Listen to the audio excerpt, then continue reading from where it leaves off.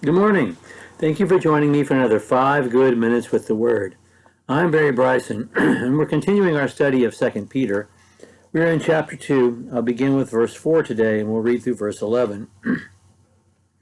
As you recall, chapter 2 is a description of the false teachers that his readers are going to be dealing with, are already dealing with.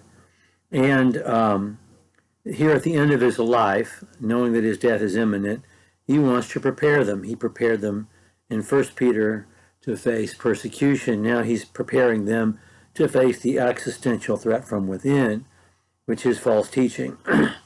He doesn't take on the false teaching point by point to refute it. He does something more important in the long run, which is to give the MO, to describe the characteristics by which we will be able to recognize false teaching and false teachers. And in verses 1 through 3, he points out that there were always false prophets, there will always be false teachers and false prophets, and they are going to be people who follow their sensuality and will bring discredit upon the truth. They will display themselves to be motivated by greed. They will be liars. They will be disrespectful.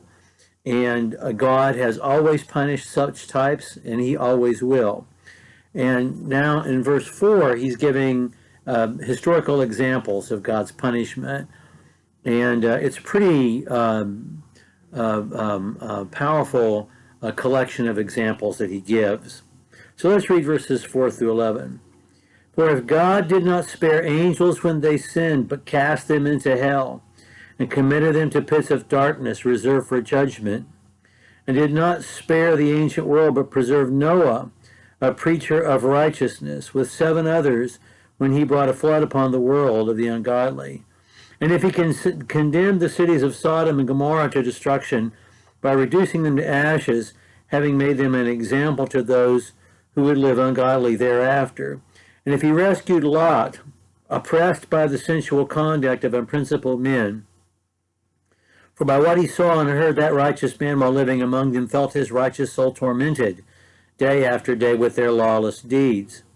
Then the Lord knows how to rescue the godly from temptation, and to keep the unrighteous under punishment for the day of judgment, especially those who indulge the flesh in its corrupt desires and despise authority, daring, self-willed. They do not tremble when they revile angelic majesties, whereas angels who are greater in might and power do not bring a reviling judgment against them before the Lord.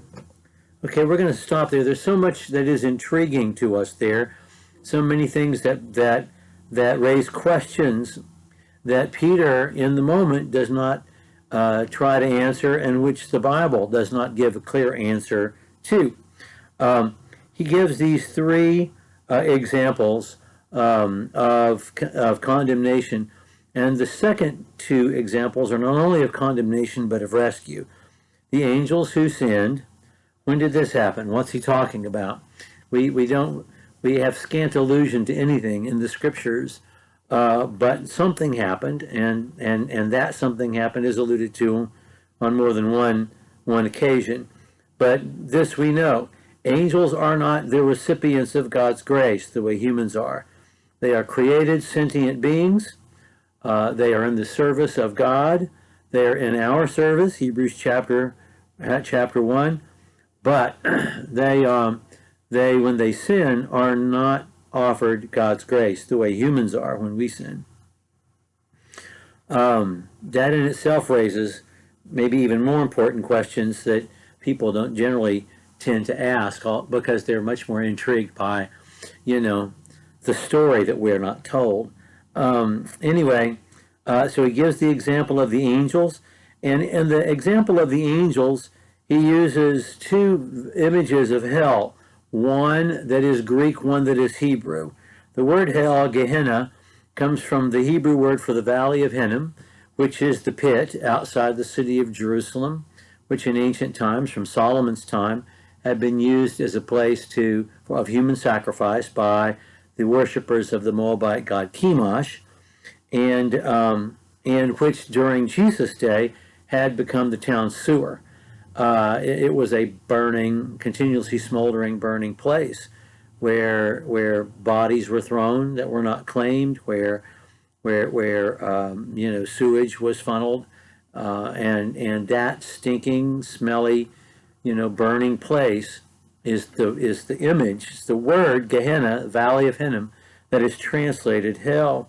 And then the pits of darkness, Tartarus, which is clearly defined in Greek mythology. Tartarus is where the Titans are kept. They're locked up and they're being tortured. When the gods overthrew the Titans, they locked them up in Tartarus to be tortured. And the angel, he uses that image that they would have been so familiar with to describe what he has created for the devil and his angels. Jesus himself taught that such a place exists in his sermon in Matthew chapter 25. So we have that example. Then he talks about Noah. He's going to use Noah as an example in both letters, as an example of salvation and of judgment. And here it's used both ways. He's going to come back to Noah in chapter 3 in that event. And then we have Lot and what happened to Lot. And that's clearly an example of rescue. And we have this wonderful editorial comment, parenthetical comment in verse 8, when he says something about the life of Lot in Sodom and how tormented his soul was. And of course, when we read about Lot and his daughters and what happened and what he was willing to do with his daughters and what happened between Lot and his daughters, we encounter tortured souls. We really do. You cannot expose yourself, as he did willingly, you cannot expose yourself to this kind of sinful atmosphere every day and not be affected by it. God rescued him anyway, but he was still a tortured soul, and God did rescue him, and that's the point. The point in verses 10 and 11 is God is taking care of all this. He's going to rescue you. He's going to punish the wicked. He's going to punish these false teachers. They're not getting away with anything. And the trouble that they're causing you, God knows how to rescue you from that. You just trust God and you continue to practice the truth. Okay, we're going to pick up with verse 12. He will continue his description of false teachers. Thank you for joining me for another 5 good minutes with the Word.